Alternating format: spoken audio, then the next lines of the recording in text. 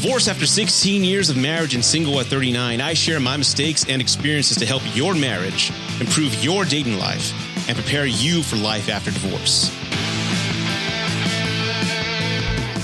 Hey everybody, welcome to the Rudy podcast. Today we're going to talk about why is it so hard to move on from your ex? Why is it so hard? I keep thinking about them all the time. This question, believe it or not, is probably one of the most asked questions on my lives and some of the clients that I speak to on a weekly basis. And we're going to talk about that. After speaking to a few thousand of you over the past 4 years, I have a list here of why you are having such a difficult time moving on from your ex. And I want to be clear, we've all been through this. I've been through this plenty of times. It's tough when you've really created a bond with somebody and then it ends abruptly when you thought everything was perfect and you can't picture your life without them. Well, today we're going to talk about 7 reasons why it's so hard to move on. So you ready for this?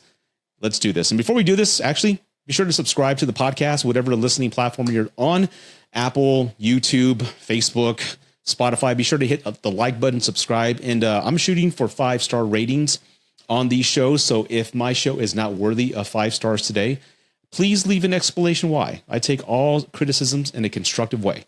So let's get to the list. Tip number 1, attachment bonds. When you're in a relationship, you form deep emotional bonds and attachment. These bonds are chemical as well as emotional. Hormones like oxytocin, dopamine, and serotonin create feelings of closeness and happiness when you're with your partner. Losing that connection can feel like a withdrawal, similar to breaking an addiction. And that's part of the process. You have to recognize that this is a chemical reaction within your body. You are hooked on this person because they made you feel something that you hadn't felt in quite a long time. They made you feel great. You loved how you felt and how the world looked when you're with this person. But you have to recognize that was part of a chemical reaction in your body. So this is going to take some time to break. And the feelings that you have as far as that closeness and that wanting to reach out to them, that is normal. But you're going to have to fight that just like if you were addicted to a drug. Think of it like a vice in a way. You had that, and that's why I kind of go back to the beginning. You have to put in some effort into this in order to move forward. But again, part of why you're stuck thinking about them, it's a chemical reaction within your body. Number 2, memories and nostalgia. Even if the relationship had issues, our brains tend to romanticize the good moments. You might find yourself replaying happy memories, which can make you feel nostalgic and keep you stuck at what once was.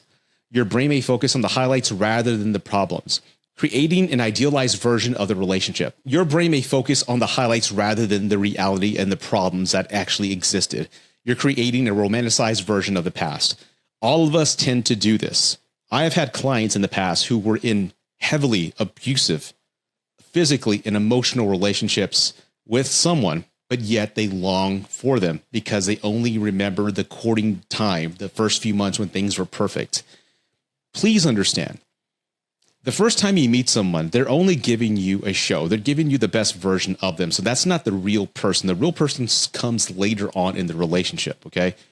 But a lot of times I have to remind my clients, are you romanticizing the guy who abused you? Are you romanticizing the woman that cheated on you and constantly belittled you? Why are you missing that? Because they choose to not remember. That's the honest truth. You're choosing not to remember the bad parts. So what I tell my clients is what I want you to do if you're listening to this and you're having a problem, I want you to write down on a list the pros and cons. Write what was good about the relationship, but on the bad, write everything that went wrong. And whenever you need to remind yourself on why you broke up, I want you to look at that con list and remember things weren't all that great. And the third reason why you can't move on from your ex is loss of routine and stability. Being with someone brings a sense of routine and stability. Losing that person means a disruption to your daily life. Everything from the morning when you wake up to the shared activities till you go to bed, everything's changed now, and it can be jarring and leave you in this void that's difficult to fill. I get routine, but again, this is where you need to take the opportunity to create a new routine. But again, a lot of us fear this emptiness in this void of being alone and not knowing what to do. You find that you can't survive without this person, but I'm here to tell you you're stronger than you think and you can find something to do. All right. Create new things, go to new places, take the initiative to own this feeling and to fill those voids with some fun activities. Whatever brings you joy, go and do it. And the fourth reason why you can't move on from your ex is the fear of the unknown. Moving on means facing the uncertainty of a future without that person. You might worry on whether you'll find someone else or if you ever will feel the same way again. It's natural to feel safer with the known, even if it wasn't perfect, rather than stepping into the unknown. This is where I want you to understand that you can do better and will do better. There are other people that will see you for who you are, and you will find happiness again. This is not the only person that you're meant to be with. There's other people out there you just need to go out there and find. The sooner you realize this person wasn't for you, the better off you'll be. And I want you to understand that the fear of the unknown is a natural feeling. But again, I want you to understand something, especially for myself coming from that. It is a terrifying feeling, but I promise you, once you face it head on, it's a wonderful feeling. It's like the origin of a superhero movie that I like to compare it to, because you start to discover that you've got this. You start to discover that I am capable of handling the situation in front of me. Yes, I'm scared, but I am walking and moving forward, and nothing's going to stop me. Once you understand deep down inside that you are that strong, the sooner you'll be happier. I mean that. Reason number 5 why you can't move on from your ex is the identity and self-worth. Relationships can become intertwined with our shit. And reason number 5 why you can't move on from your ex is identity and self-worth. Relationships can come. And reason number 5 why you can't move on from your ex is identity and self-worth. Relationships can become intertwined with our own sense of self. When you are invested a lot of time and energy into someone, it can feel like a part of your identity is lost when the relationship ends. You might also question your own worth or feel like you failed, which can make it hard to move on. I think we're all guilty of this, and this is what you need to do. If you're feeling this way right now, this is what you need to do to prevent this from happening again. Whenever you're in a relationship, it's important to focus on keeping your own identity, whatever that is, whatever your own interests are, whatever your hobbies are, whatever your friend circles are. You need to keep that. A lot of us get too caught up in the relationship, and we just vest everything about us into this person. Sometimes we are guilty of abandoning our friends, giving up on our hobbies because we want to vest as much time with that person as possible. I'm telling you now, don't ever do that again. Every healthy relationship, whether it's marriage, long-term, or even a new, make sure to make time for yourself and not lose that identity. Because when and if that relationship ends, you'll still have those practices. You'll still have those engagements and those items to keep you busy. So focus on that. And the 6th reason why you can't move on from your ex is unresolved emotions. Sometimes the hardest part of moving on is dealing with the emotions you didn't fully process during the relationship. You might be holding on to feelings of remorse, guilt, anger, or sadness. Without closure, these lingering emotions can make it difficult to move on. Like I've said in many of my coaching sessions and many of my videos and many of my podcasts, it's okay to feel like garbage after a relationship or a marriage ends. That's human nature. It's okay to feel that way. What you don't want to do is ignore it. Use something as a distraction, like go dating somebody or starting to drink, something that's going to keep you distracted from the pain that's in front of you. You need to face it head on.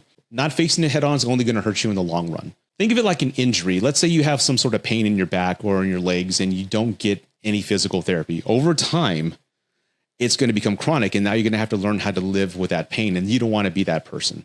So again, as hard as it is when you're going through a divorce or a breakup, I want you to understand that what you're feeling is normal. And this is a tip that I give my clients in this process. What do you do with yourself? You have to let those feelings out. I suggest getting your phone and recording a 5 to 10 minute vlog every day, whether it's first thing in the morning or first thing before you go to bed. Talk about your day. Talk about how you're feeling. What happened that day? What scares you? What are you afraid of? How you feel? Anything. Just let it all out. And I promise you, you will feel better after the fact. Now, these videos, I want you to keep in mind, this isn't for social media. You're not going to send this to your ex. You're not going to post it on Facebook. No, you're not going to do anything like that. You're going to keep this to yourself. And I promise you that in 3 months, you're going to look back at these videos and go, wow, I've come a long way.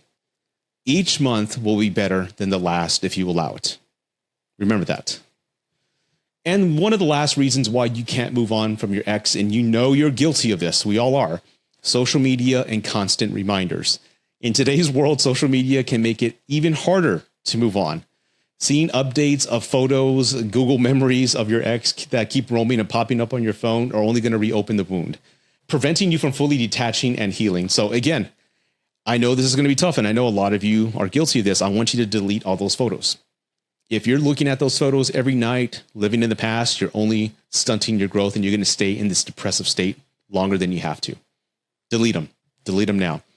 In the old 90s, we used to have a box of photos. We all had that box somewhere. So yeah, delete them right now. You don't want to do that.